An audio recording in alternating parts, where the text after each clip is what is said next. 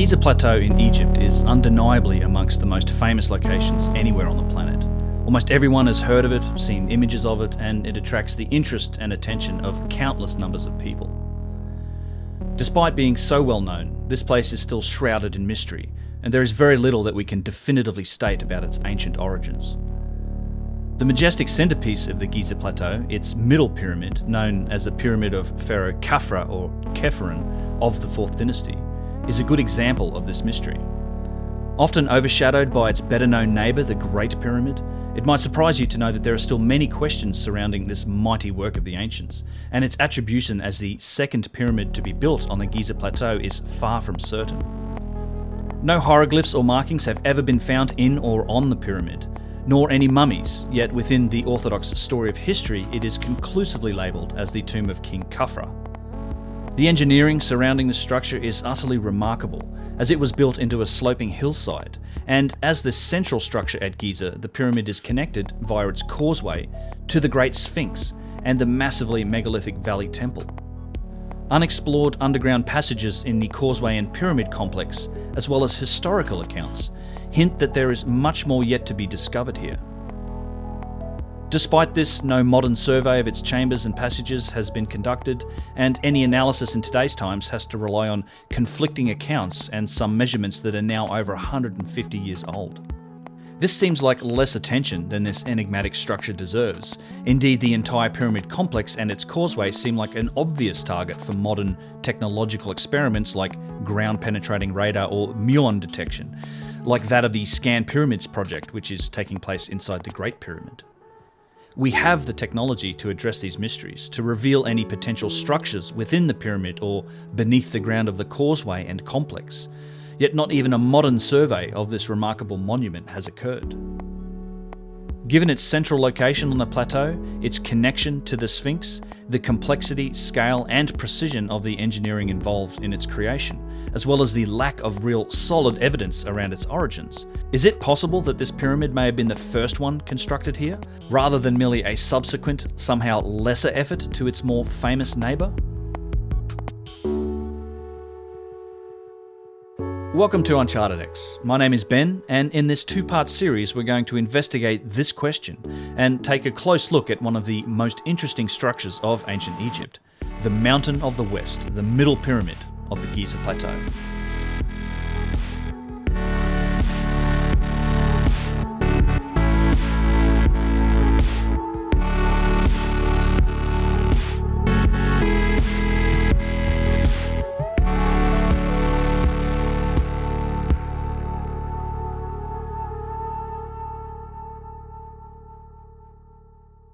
When I was researching this topic, it really did strike me as strange that there has been so little modern interest to investigate this pyramid.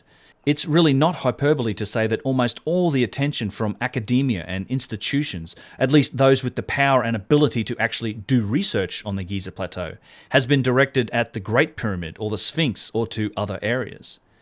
This isn't strictly a modern phenomena either. From ancient through Victorian times, most of history's attention has been directed towards the Great Pyramid. It wasn't until Giovanni Belzoni in 1818 spent all of £150 and a whole month at work with his crew that the entrance to the structure was discovered and its internal chambers mapped, at least in modern times. Italian scholars Celeste Rinaldi and Vito Maragioglio described this situation in Volume 5 of their works investigating the architecture of ancient Egyptian structures, published in 1966. Quote, "Short history of the explorations. The Pyramid of Khephren was probably violated as early as the First Intermediate period, and the Arabs certainly penetrated its apartments. It has always been put in the shade of its largest sister, so that up to the first years of the 19th century no attempt was made to reopen its underground chambers, and it was thought sufficient to give a more or less summary description of its exterior. Caviglia made some attempt to open the pyramid, but very soon gave up the idea.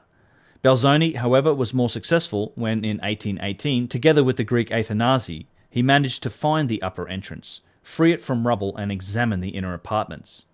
He left a fairly accurate description of his discoveries and some drawings which are of particular interest in view of the fact that he was the first modern explorer to enter the pyramid." End quote.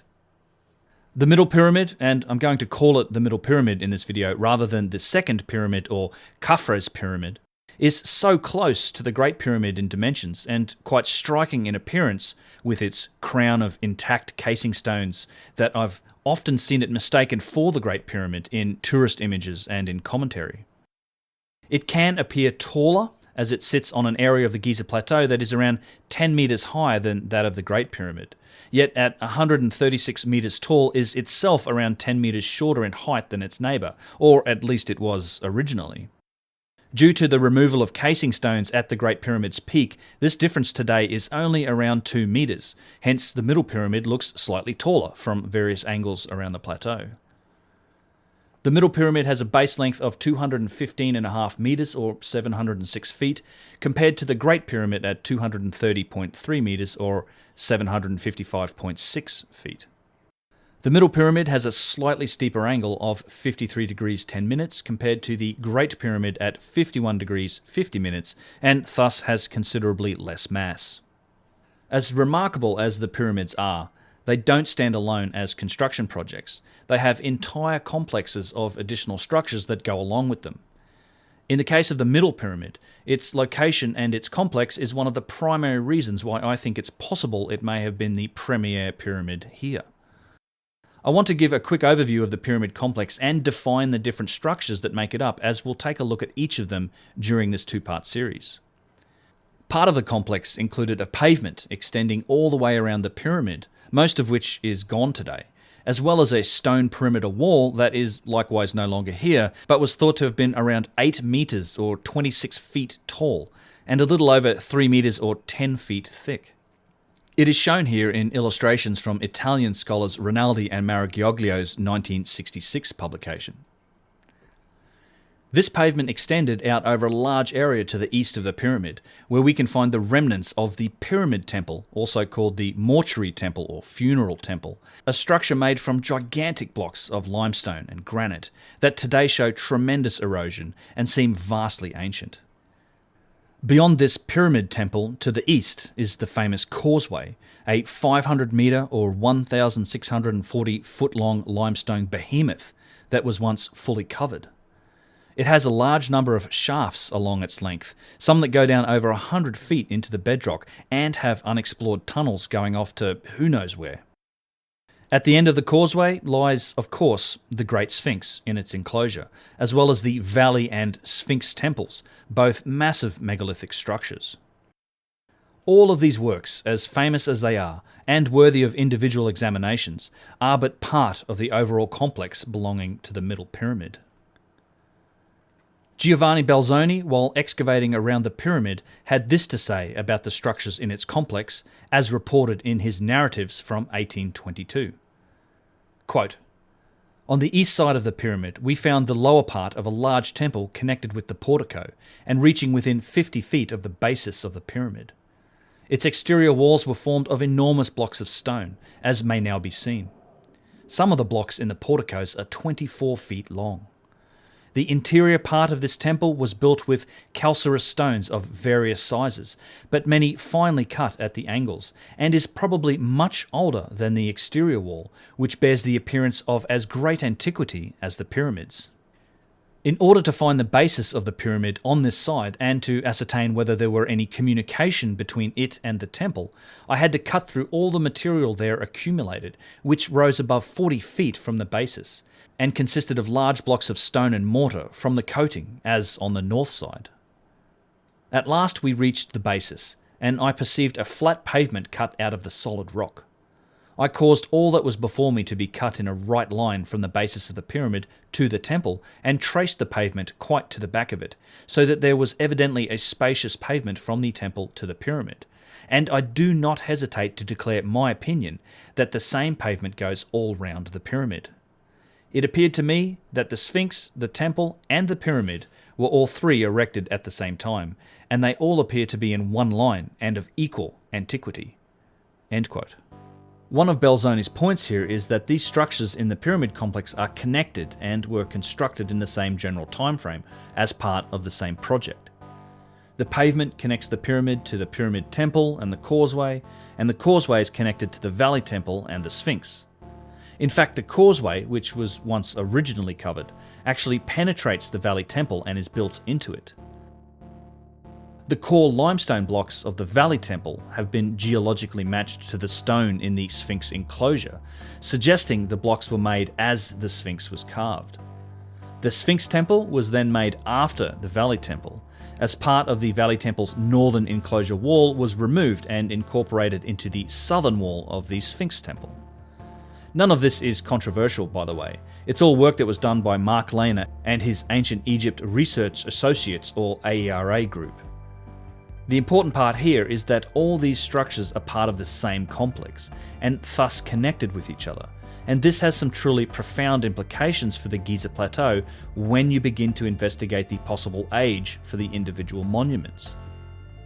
Given that there is strong geological evidence for the deep antiquity of the Sphinx, evidence that suggests it is far older than the dynastic Egyptian civilization, it stands to reason that the entire complex may also be just as old, and this includes the middle pyramid at the other end of the Causeway.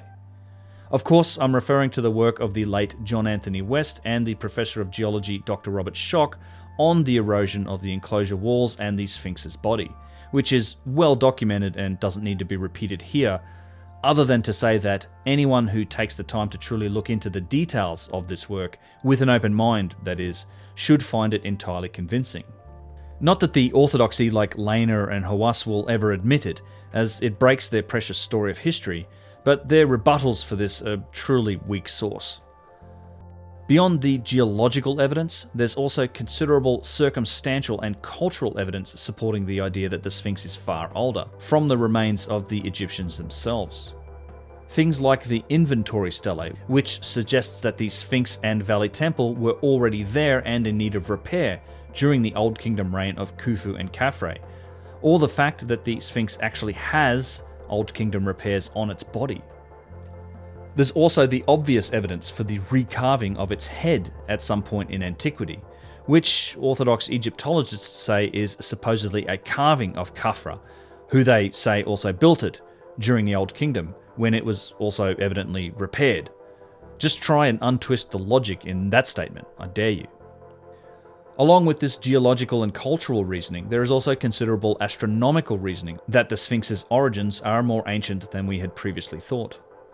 Robert Bauval, with his Orion correlation theory, later on co-authored with Graham Hancock the book Keeper of Genesis, which shows an alignment between the Sphinx, which many agree may have once been a great lion, and the constellation Leo, that based on the great 26,000-year cycle of the precession of the equinox, would have been in effect around 10,500 BC, the same age suggested by Schoch based on the geological evidence. Recently, yet more evidence for the deep age of this sculpture has emerged in the publishing of a new book by Manu Seyfezada, titled Under the Sphinx, The Search for the Hieroglyphic Key to the Real Hall of Records. This work presents compelling evidence, from ancient Egyptian records themselves no less, that the Sphinx, in the form of a great lion, existed long before the dynastic civilization ever arose, and not only that, but the lost and unknown culture who built it passed on advanced and esoteric knowledge to the Egyptian priesthood, including the layout of the solar system well beyond what can be observed with the naked eye. While we could spend an entire video just exploring the claims of this remarkable new work, perhaps a brief quote from Graham Hancock, who wrote the foreword to the book, will serve to illustrate its scope. Quote, "I'm not going to foreshadow at any great length the labyrinths of evidence, argument, and erudition in the pages that follow, but here, to whet your appetite, are a few brief hints. Under the Sphinx proves, beyond reasonable doubt, that a massive lion statue stood at Giza long before the 4th dynasty, at which point, roughly around the accepted date of 2550 BC, it was recarved with a human head to take the form of the Sphinx. An archive of prehistoric documents was stored in a portable wooden container in a chamber beneath the lion predecessor of the Sphinx. After a breach, this archive was later removed to another place, but certain priestly officials continued to have access to it. Reproduced in art and hieroglyphs on the coffin of a high-ranking ancient Egyptian nobleman, information leaked from the archives reveals that the records once held beneath the Sphinx contained exact scientific knowledge of the workings of the solar system, knowledge that was far in advance of anything possessed by the ancient Egyptians, and that the ancient Egyptians themselves did not understand. End quote. What we can say is that the entire Middle Pyramid complex seems to be the central feature of the Giza Plateau, which, when combined with the possible vast age of the complex, could mean that it was here first.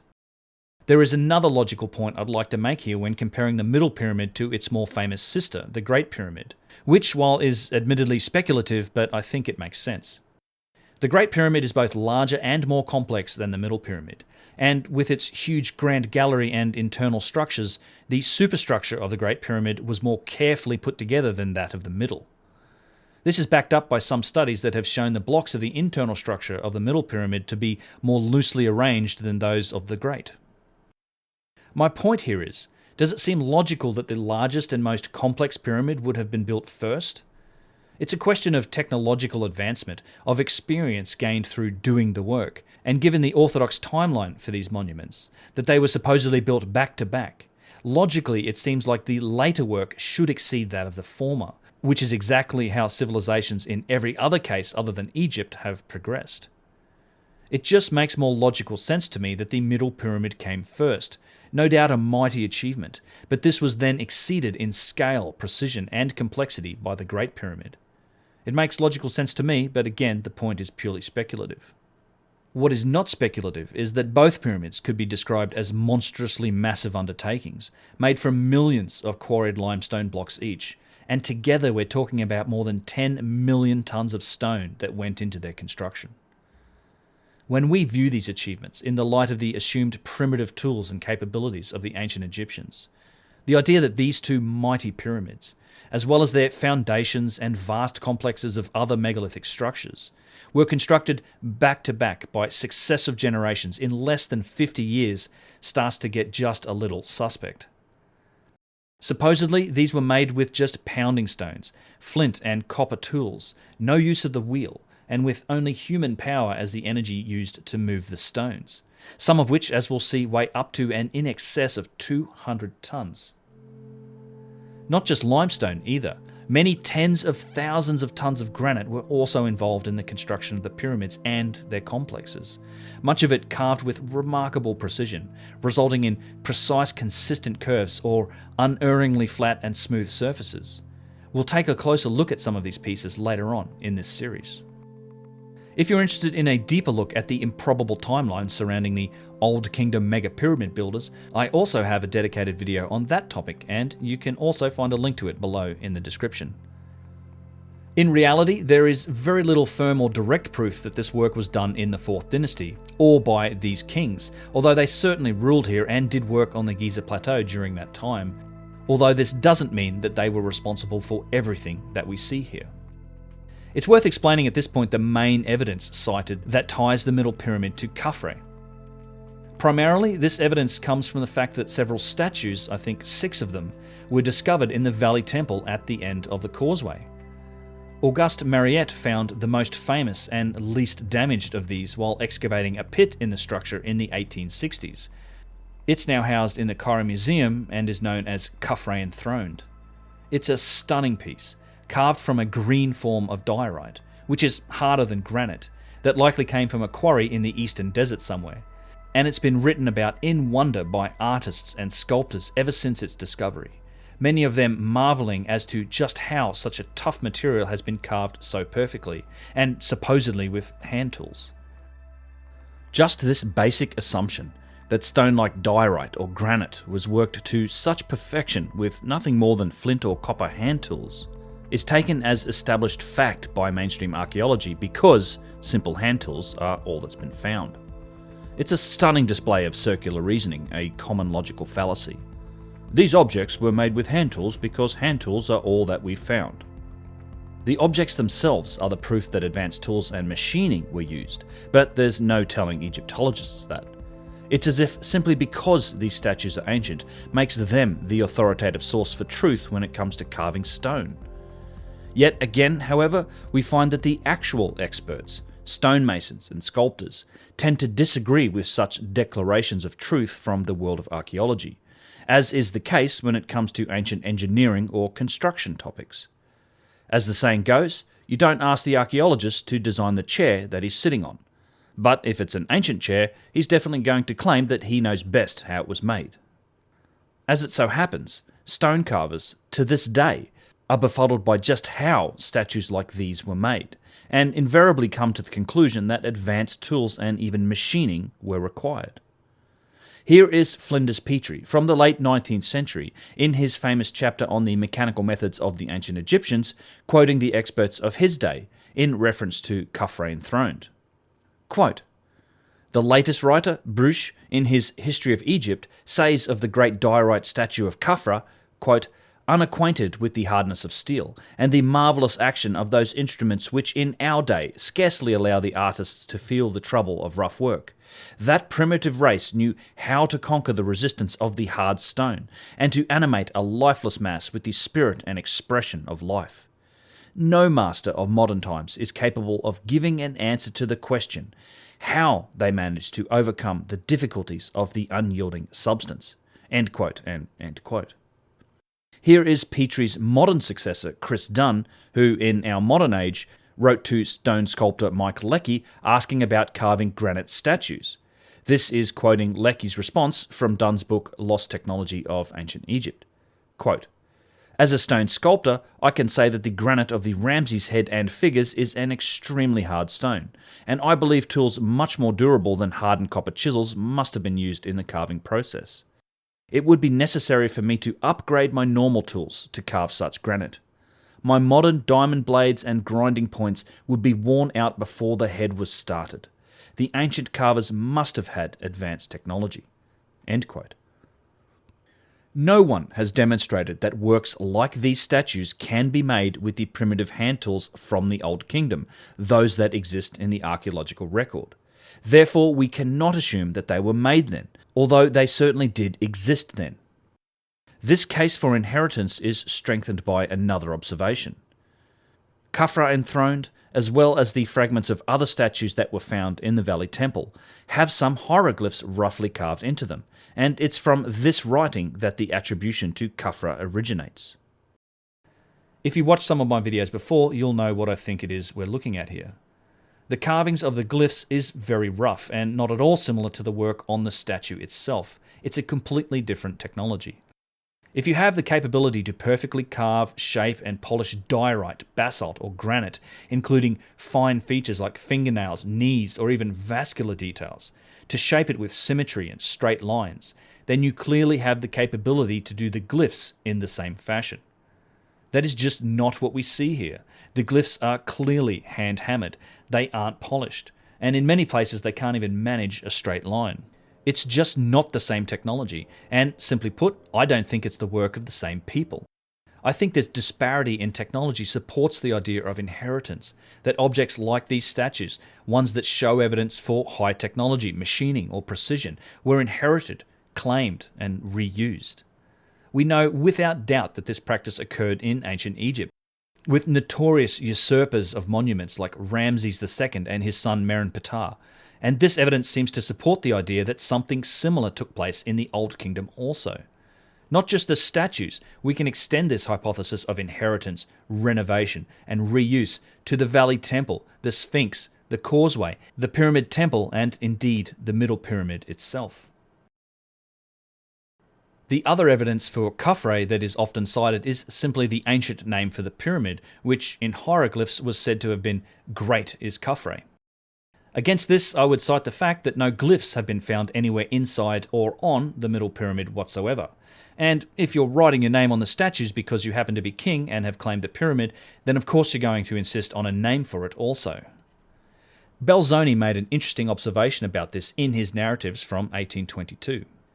Quote, "So much has already been said about the pyramids that very little is left to observe respecting them. Their great appearance of antiquity certainly leads us to suppose that they must have been constructed at an earlier period than any other edifices to be seen in Egypt. The circumstance of not finding hieroglyphs in or out of it makes it appear that they were erected before this mode of writing was invented. For, strange as it may seem, not a single hieroglyphic is found in all these enormous masses. Yet I must beg leave to remark a circumstance, which perhaps will lead to the conjecture that it might not have been the custom of the Egyptians in that part of the country, who might perhaps be even of a different religion from their countrymen, to put hieroglyphics on their monuments. For there are many mausoleums round the pyramid, and some of them very extensive, without a hieroglyphic to be seen within or without them. And I observed that those which contain chambers with hieroglyphics are evidently of a later date than the former. All this would seem to prove that till a certain period subsequent to the building of the pyramids, hieroglyphics were not known." End quote. Interesting comments from Belzoni, and remember that he wrote this before the statues in the Valley Temple were discovered by Mariette, which happened around 40 years later, and those had some writing on them. This doesn't change the facts reported by Belzoni, but perhaps it's worth considering the possibility that the pyramids were long sealed and closed during Khufu and Khafre's time, and that they were not able to get into them in order to leave their mark. If you're interested in my thoughts on the supposed Friends of Khufu glyph in the Davidson chambers in the Great Pyramid, stay tuned to the end of the video and we'll have a brief sidebar discussion on it. Although we know much of the ancient Egyptians, nothing at all in the collective evidence that is behind our current interpretation of history can rule out the possibility that many of the megalithic works were inherited from earlier times, claimed by kings, renovated, and then used for their own ceremonial or religious purposes. Unfortunately, it's only in so-called alternative circles that such topics are discussed. As far as mainstream history is concerned, that these pyramids and everything attached to them were built by 4th dynasty pharaohs is considered established fact. In recent years, after repeated visits to the Giza Plateau, I've found myself describing the Middle Pyramid as more megalithic than the Great Pyramid. And the reason for this is that, for whatever reason, much larger blocks of limestone seem to have gone into the construction of its superstructure. Most of the blocks making up the Great Pyramid vary between the 2 to 3 or even 5 ton range. But as you can see, some of the blocks used in the courses of the Middle Pyramid are far larger, perhaps as many as 50 or even 100 tons in weight. There is still a wide disparity in block sizes of the pyramid overall, but in places some truly huge limestone megaliths have been installed. These large blocks in the pyramid are quite similar to those used in other structures of the pyramid complex. Immediately to the east of the pyramid today, we can find the remnants of the Pyramid Temple, and although there's not a lot left here to see, you have to think of this as being something similar to the Valley Temple, made of limestone and granite walls comprising giant individual blocks. Here we can get a sense for just how large and how heavy some of these blocks are. 12. 13. 13. 13 meters, okay? Let's say 12. 12, and let's say not 2.5 by 2.5, let's say 2 meter by 2 meter. 2 by 2? I never knew this existed. Oh, that I will show you more. Between the bound and by 12, 4 Is by 12. 48. 48 cubic meters at least. If we divide it by 2.3 tons, so 48 cubic meters by 2.3 will give you how much? Somewhere between 12 to 15 meters long. How wide was it again? We said like 2. We said 2.5. That's over. It's 100. 2 meters high and 2 meters. Yeah, 120-ish. 120. Yeah, 120 least. tons. Estimated. At least. Because it's probably 13 meters. 13 It's probably meters 2.5. by 2.5 and 2.5. Yeah, You so see, like, call 120, not 100. less than 150 tons. Yeah. It's insane. Much like the Valley Temple, some of these limestone blocks appear to show tremendous erosion, and also like the Valley Temple, they were cased in granite. An interesting observation was made by Belzoni. I mentioned it earlier, but it's worth repeating here, as this was in reference to the blocks of the Pyramid Temple. Quote, "The interior part of this temple was built with calcareous stones of various sizes, but many finely cut at the angles, and is probably much older than the exterior wall, which bears the appearance as of great antiquity as the pyramids." End quote. What Belzoni is inferring here is that the exterior or granite walls appear to be as old as the pyramids, yet the interior walls of calcareous stone or limestone is probably much older. We see the same thing on the Valley Temple at the end of the Causeway. Its interior walls, made up of huge blocks of limestone, have significant erosional features, and Dr. Robert Schock observed that the granite casing stone around this limestone has been shaped to fit the erosion of the limestone. This is a profound observation, as it implies the core of the structure had to have been in place for a very long time before it was ever cased in granite, which happened at the very latest during the Old Kingdom, although I think this granite work was most likely also done before the dynastic Egyptian civilization as we know it ever arose. Bear in mind that this is all speculation, but it opens up the possibility that parts of this complex existed not just 10 or 15,000 years ago, but possibly tens of millennia earlier than that. Consider the recent scientific discoveries and work that has extended the human timeline back into the 300,000 to 400,000 year range, and also bear in mind the catastrophic period the planet went through at the end of the last ice age, culminating in the Younger Dryas some 13,000 years ago, and the possibility of advanced civilizations living here 50,000 years or more ago cannot be ruled out. Food for thought, in any case. It's always been a curiosity to me as to why such massive stones were used. Surely these buildings could have been completed using smaller blocks in the 2 to 5 ton range, yet they weren't. The logistics of working with such huge pieces becomes exponentially more difficult and complex when you're talking about stones in the 150 to 200 ton range. Just ask any engineer or builder who works on large projects today. Of course, there are yet larger single quarried stones that come to us from ancient times. Granite obelisks in the 800 ton range,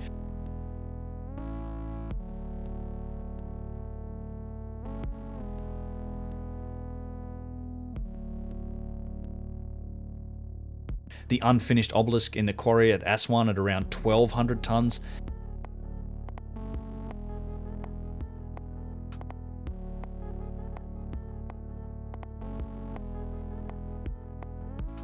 and many statues that would have exceeded 1,000 tons with ease.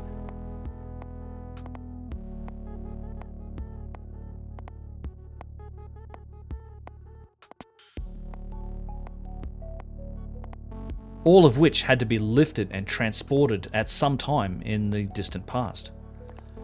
Despite claims that these types of stones can and were moved with the aforementioned primitive capabilities only, this has never been demonstrated at this scale by those making such claims.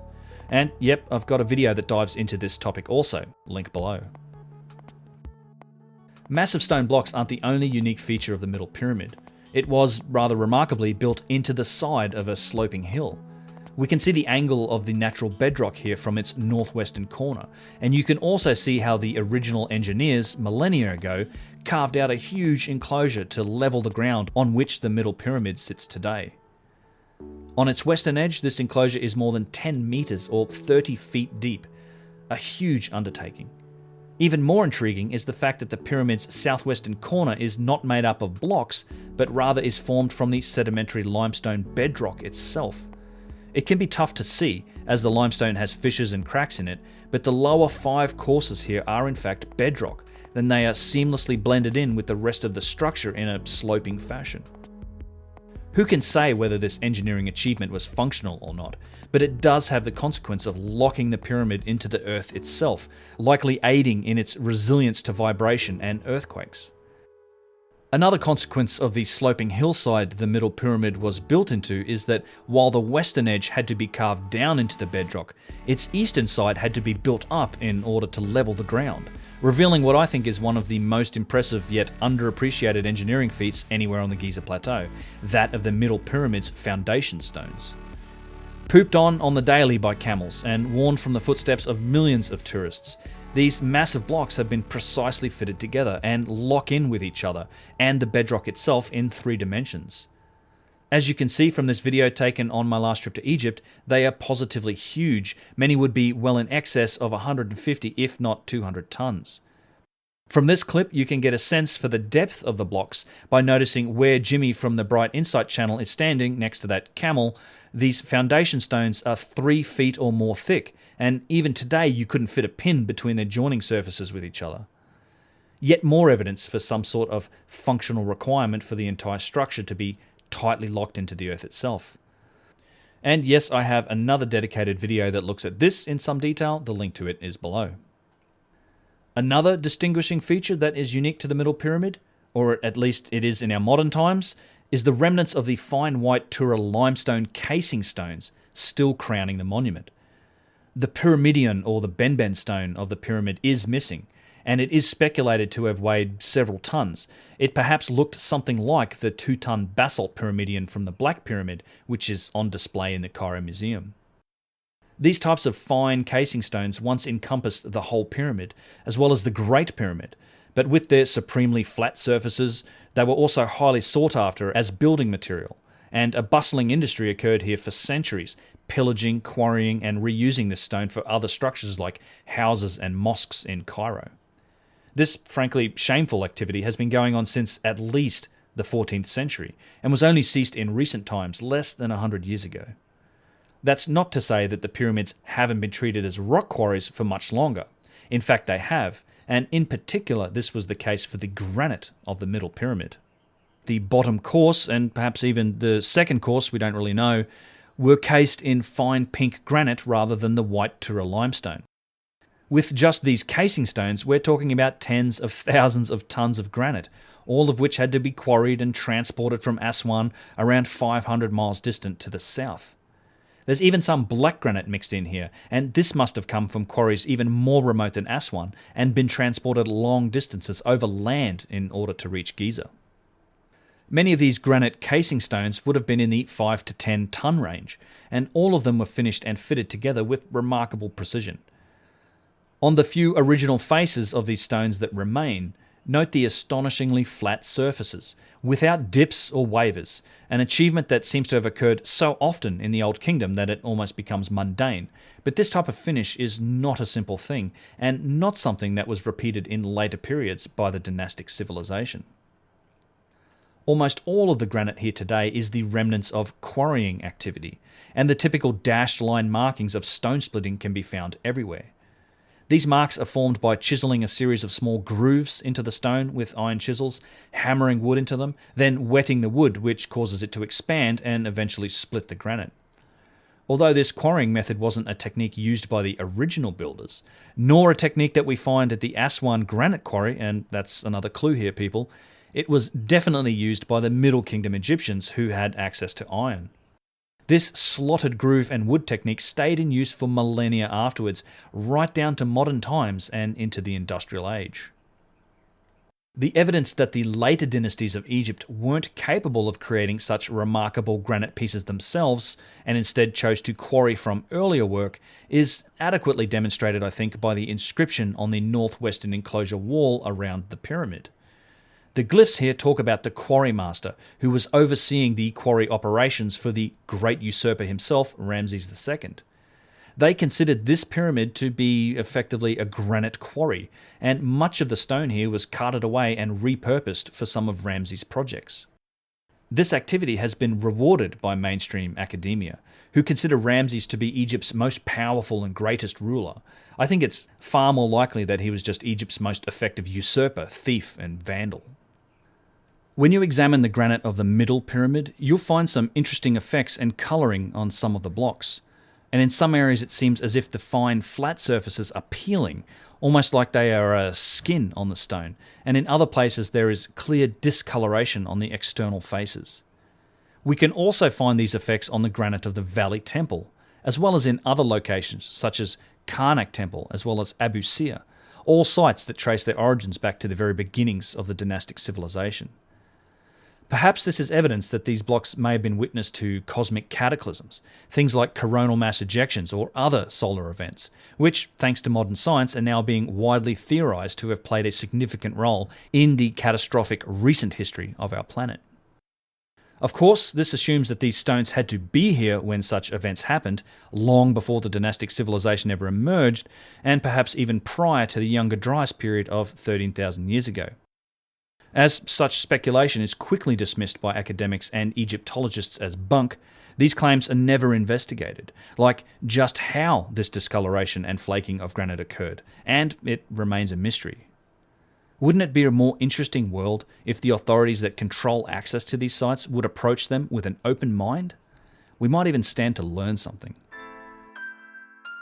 This brings us to the end of part 1, and I hope you'll join me for part 2 of this investigation into the Middle Pyramid complex at Giza.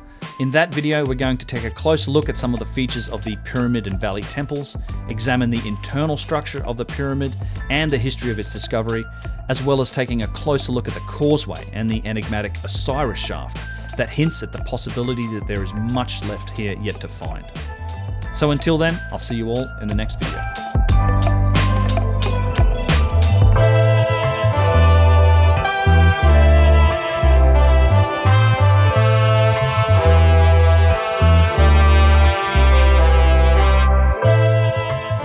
Well, that wraps up part 1 in this series. I hope you enjoyed it.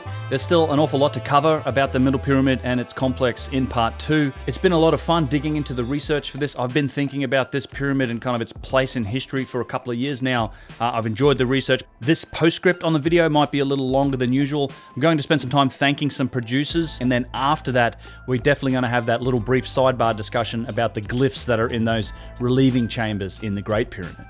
So first of all, and as always, I want to extend a massive thank you to everybody that does choose to support Uncharted X, support the channel through that value for value model. It really is the only way that I'm able to spend the time to keep making and editing these videos. So, much gratitude to everyone who does support me through that. There's lots of ways to do that through Patreon, subscribe, start PayPal, or even just liking, subscribing. All of that stuff helps.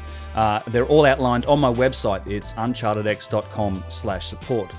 There are a number of people who do sort of go above and beyond and sort of show me a lot of support. So I've started adding executive producer credits and associate executive producer credits to these videos. These are real producer credits. They work just the same way that Hollywood producer credits do. You can use them on your LinkedIn, and of course I'm happy to vouch for them if anyone wants to back it up or ask about them. So for this video, starting with the executive producers, Voyage Error. Voyage Error is the name I got through the email, and Voyage Error sent me 0.145 Bitcoins, which, if you were paying attention to Bitcoin and the realms of cryptocurrency, is actually quite a chunk. So a huge thank you to Voyage Error for doing that. It's just tremendous. It kind of knocked me on my butt when he did that, and I was like, wow. So massive gratitude to Voyage Error for that. Moving on to Dave Harrelson. I think your last name's Harrelson based on one of the comments. Now, Dave, it's an interesting story. When I was in the Scablands, and just so happened that Dave found us in the parking lot overlooking Dry Falls at Scablands on one of the later days in the tour, and he walked up to me and gave me an envelope with $500 of cash in it, which again just kind of floored me. Extremely grateful. So thank you, massive thank you, Dave, for doing that. It's very much appreciated. I know he also went and supported Randall and Brad for the Cosmographia work that they do. Dave, thank you very much. I very much appreciate it, and best wishes with everything. Moving on to Stephen Appleton, and this is something that came through PayPal. He sent me $225.31 with a note. Massive thank you, Steve. That's very generous of you. I greatly appreciate it. And if you jump on the Patreon, I am doing exclusive content for patrons and for Subscribe Star people that are on that subscription plan. I've done a fair bit of that in the past. I'm going to do some more of that coming up in the future. So I look forward to talking with you some more there. Also, Charles Goetz sent in $200 via a check, and I didn't get a note from Charles, so just again, huge thank you to Charles for doing that. Deborah Lagerquist sent me also $200. This was, I think, much earlier in the year, around January or February. Also via my postal box, via check. I have a PO box on my website. She also sent me in a lovely note, and also in a photo of her from a recent trip to Egypt. Again, thank you very much, Deb. Greatly appreciate it. Love the photo, love the note. And again, I'm extremely grateful for the support, so thank you very much. Moving on now to the associate executive producers for this episode. And again, these are people that chose to support in the orders of $100 up to $200. Starting with $144, this came in through PayPal from Edward Nightingale, and he sent in an interesting note. Thanks, Ed. Sent you an email. Looking forward to chatting sometime in the near future. Rita Phifer sent in $125 via PayPal. Thank you, Rita. David Sennett sent in $100 through PayPal with a brief note that said, "Precision, Chris Dunn, nice work, thanks." Thanks, David. Greatly appreciated. Like the brief note. It's good stuff. Anthony Roberts on PayPal also sent in $100. And now I've just made the connection. Sorry, Tony. That was the Anthony that threw me off. Tony was on the Scablands trip. Awesome guy. We hung out quite a bit. Yeah, it was great hanging with you too, Tony. And I'm very happy to hear that you're going to be on that Egypt trip, which is kind of a foreshadowing of some announcements that are coming in the future. I am looking at sometime in late 2022 doing an Egypt trip along with the Grimerica team and the Brothers of the Serpent. There'll be a lot of people on this trip going to Egypt. So we're in the throes of planning that. Nearly done here. John C. Cooper sent in $100 via check. John's a retired banker who sent me a nice note, and thanks very much, John, for that. I know we had a bit of back and forth trying to work out some of those details. I appreciate it. Richard and Kimberly Hunt also sent in $100 via check. Wasn't any note, but on the check it said great program. So thank you, Richard and Kimberly. It's very much appreciated. I'm glad you're enjoying it. And that's really it. So thank you, everyone. All the executive producers, the associate executive producers. These are real credits. You'll be listed in this episode, in the video, on my website, and on the YouTube. So big thanks to everyone. One last thing I wanted to mention before we move on to this little sidebar about the glyphs at the top of the Great Pyramid is that I am streaming more regularly now on Twitch. So I stream on Sundays, Tuesdays, and Fridays. You can find my schedule and find me on Twitch at my website there. It's twitch.tv/UnchartedX. And I do announce when I'm going to stream both on my Discord server as well as on Twitter. So if you're looking for details for any of those, you can find them in the description below. Okay, so I promised I'd do a little brief sidebar discussion about the glyphs that are at the top of the Great Pyramid. So if you don't know what this is, there are what are allegedly, at least, a cartouche up in the relieving chambers, and these are the chambers above the Grand Gallery in the Great Pyramid. There's a series of these little chambers that were kind of blasted into. I've also heard them called the Davidson chambers, I think because that was the guy who did the dynamiting to get in there. I don't know if that's correct or if it's just something I'm remembering incorrectly. But I'm not going to go through all the details of this. There's plenty you can find out on your own if you want to research it. I just kind of wanted to give my opinion on it. The one part of the history of this, what's interesting about this, is that they were discovered by Howard Weiss. So you can go and find plenty of images for this if you want. And one place I'd recommend looking for these is Robert Bauval's blog.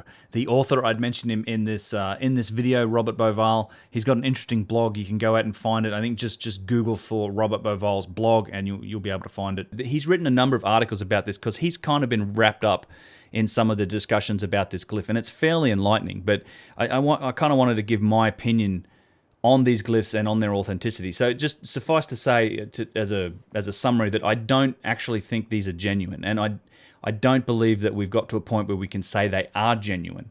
And I know there's a lot of people that think they are, and let me give you some reasoning for it. First of all, like I know Graham Hancock thinks they might be because he looks at them and says, well, that you can see the edge of the cartouche kind of goes between the stone or goes under the stone. I don't think you can say that. I think it's possible that if these were drawn on as a forgery, as I suspect they probably were, you could have just drawn that to the edge of that stone. We really have no way of knowing if that glyph goes any further under the stone, unless we lift it up and do it, and that stone's kind of load-bearing from what I understand, so there's really no chance of being able to do that. The main reason why I think they could be a forgery is that they were discovered by Colonel Howard Weiss right at a time when he really, really needed it. So he was running out of money for his expeditions at Giza, and he was about to be visited by some royalty, I believe, and I think that's who it was, but he was kind of angling to get more money to continue his explorations, and he really needed a significant discovery at the time to do that. And it just so happened that he got into these chambers and found this glyph, and that pretty much was his significant discovery, and he, as a result of it, he got some additional money to continue his excavations. He's also one of the guys that like to use a lot of dynamite on a lot of this stuff. So there is, and this was like, oh, we've got proof. We know that the Great Pyramid, it says Khufu, and that it must have been from Khufu. So I think there's a good chance that he probably had these drawn, or he did that at that time. Now, some of you may remember the controversy that happened. There was a couple of German guys that got up in there a few years back and allegedly took some paint from these glyphs and then were going to go back and test them. And this was a huge scandal when they found out, and Zahir Was was all over the place yelling and screaming about it. There's a bunch of articles written about it. And nothing ever came out of that as far as I can tell, no actual testing. But what's interesting is if you go and read Robert Schoch's blog on this, he shows definitive proof, and I'll put this image up here, that there has already been samples taken of this glyph before these Germans ever got up into those relieving chambers. So he shows a series of photos of the glyph. A couple of them come from Robert Schoch, who was up in that chamber. He took a photo of these in 2003, in 2006, and then I think it was 2013 when this controversy happened. But the funny thing is that in 2003, you see the edge, the Shen ring being intact, and then in 2006, there's clearly been some samples taken. There's a little bit of damage to that Shen ring, and it's exactly the same damage that then shows up in 2013 that was allegedly done by these Germans. So the proof is there that damage already existed to that Shen ring. Those samples were already taken. Now, the other bit of logic that makes me think that these are likely, only 150, 180 years old, sort of to the time of Howard Weiss, is that they've been sampled. Like somebody sampled these well and truly before those Germans ever got up there. And if this is something that is testable, don't you think it would have been tested? And if the result said, it's 4,000 years old, or it puts it right at the time of Khufu, that would be crowed from the rooftops as far as archaeology could spread. It would be definitive proof that, yes, this pyramid is as old as we say it is. The fact that hasn't happened, yet it's been sampled by somebody, likely the officials, I don't know who, makes me think that maybe those results aren't what they want them to be, so that they'll be covered up and that it just wouldn't be announced. It falls into that category of, well, this is entirely contrary to our story of history, therefore we're just not going to talk about it. I kind of equate the same argument to the box that's in the hallway in the Serapeum. There's one box that's stuck in a hallway that was either going in or going out. Now, if you think there was, I'm sure they've dug around the edges. If they had found the tiniest skerrick of wood, just the smallest piece of wood that they could then date to that time, that would also be crowed from the rooftops. You would never hear the end of it. It would be like, here's proof that these blocks were dragged on wooden sleds like we said they were. And oh, by the way, here's organic matter that dates this thing to the date that we said it was. They've never found it. In the case of the Serapeum, I don't think there is any wood under there. I don't think they were being moved on wooden sleds.